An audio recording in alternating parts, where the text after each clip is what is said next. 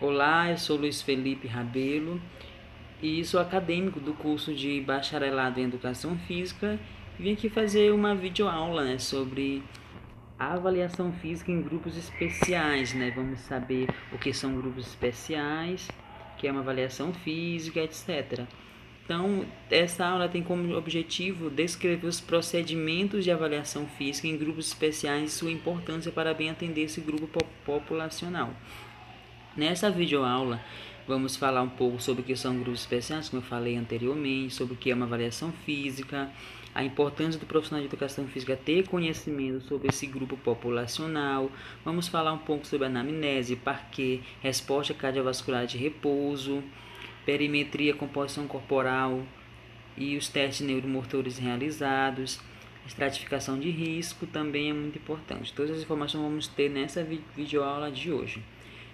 E antes de iniciarmos, antes de falarmos sobre a avaliação física, é necessário conhecermos o que é grupos especiais, que segundo Miller e Souza, pode ser definido como uma parte da população, uma parcela da população que possui condições médicas especiais, ou seja, que possui alguma doença ou alguma restrição, alguma necessidade especial, e por isso deve haver um conhecimento técnico e uma supervisão adequada para que assim possa haver uma melhora, da condição clínica da pessoa em relação à anterior ao programa de atividade física que a pessoa deseja iniciar. Então, é de suma importância que o profissional de educação física tenha conhecimento sobre essa área. Não só saber o que é aquela doença, do que se trata, das restrições, das causas, dos sintomas, mas também é importante, sobretudo, ter esse conhecimento para que seja garantidos os benefícios que a atividade física vai trazer para esse grupo especial.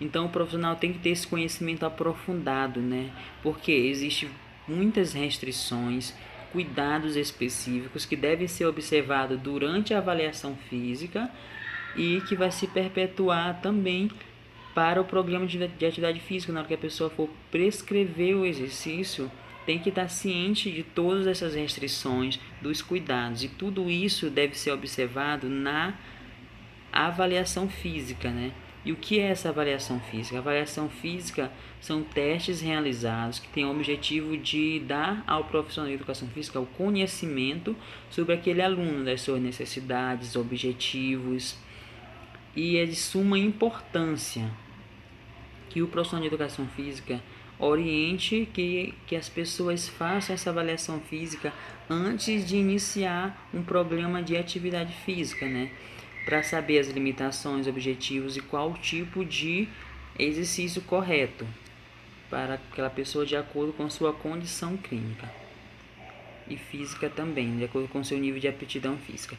E nessa avaliação física, ela é iniciada através de uma anamnese, que é um questionário que vai nos dar conhecimento sobre aquele aluno, vai permitir conhecer, saber o nome, a idade, o sexo. A gente vai também perguntar dados cadastrais, telefones, dados de trabalho, a profissão da pessoa, quantas horas por dia a pessoa trabalha, que isso é de suma importância para saber, principalmente em relação ao gasto calórico da pessoa. Se a pessoa tem uma profissão exaustiva, o exercício não deve ser um exercício intenso, certo? Também é importante conhecer os dados de saúde. Se a pessoa realizou uma consulta médica nos últimos 6 meses em relação à atividade física, se a pessoa sente dores no peito, presença de fatores de risco para doenças cardiovasculares, questão, por exemplo, do tabagismo, o alcoolismo, se tem histórico de doenças na família, principalmente questão de diabetes, hipertensão, doenças pulmonares, cardiorrespiratórias. O histórico de atividade física também é de suma importância, saber os objetivos, se a pessoa tem uma preferência e o tempo disponível que a pessoa tem para realizar essa atividade física, Qual o horário que a pessoa vai querer fazer esse exercício, para a partir dessa anamnese que vai nos dar um conhecimento sobre aquele aluno. Também é importante saber se o aluno já fez alguma cirurgia, se possui alguma doença ortomuscular, como por exemplo reumatismo, artrite, artrose e outras perguntas que são de suma importância, porque através dessa anamnese que nós iremos conhecer o aluno, saber das necessidades, objetivos, e de suma importância ter esse procedimento e que seja feita a sondagem máxima das melhores informações possíveis, principalmente quando se trata de grupos especiais, né? Porque grupo especial, a anamnese é a parte de grande importância, né?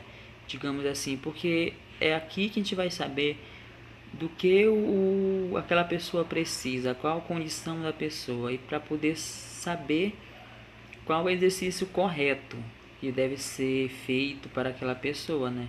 Porque tem as restrições, como eu já falei, como por exemplo, hipertenso. Hipertenso não pode realizar exercício de isometria, né? Por exemplo, a prancha frontal, que é um exercício isométrico, de força isométrica, a pessoa não pode realizar, que é hipertenso, por exemplo. E assim, então, tem várias restrições que devem ser observadas. Após essa anamnese, é feito o questionário Parquet. O que é o questionário Parquet? É um questionário com 7 perguntas, né? Que, por exemplo, perguntas como se a pessoa fez alguma consulta médica e o médico mandou que fizesse atividade física somente ou sob supervisão médica. Se a pessoa sente dores no tórax quando pratica atividade física, se sentiu dor torácica no último mês, se já toma algum medicamento para controle da pressão, se tem alguma outra razão que possa proibir a prática de atividade física, se a pessoa teve tontura, desmaio ou algum outro problema osteomuscular, né, que poderia se agravar com a prática do exercício físico.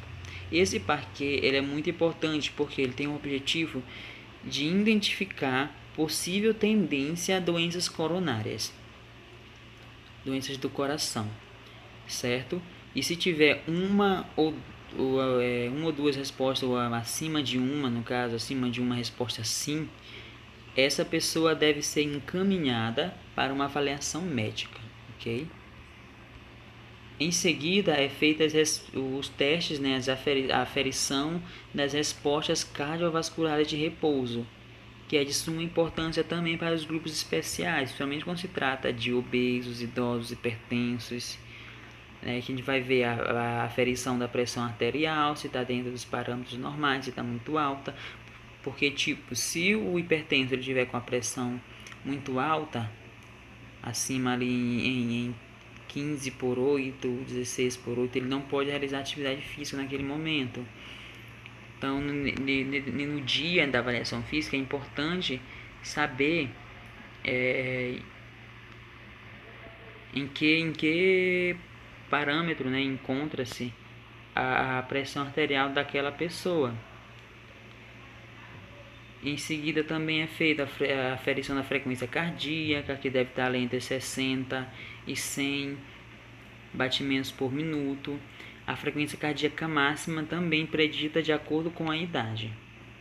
Em seguida, realiza-se a perimetria, a composição corporal e os testes neuromotores.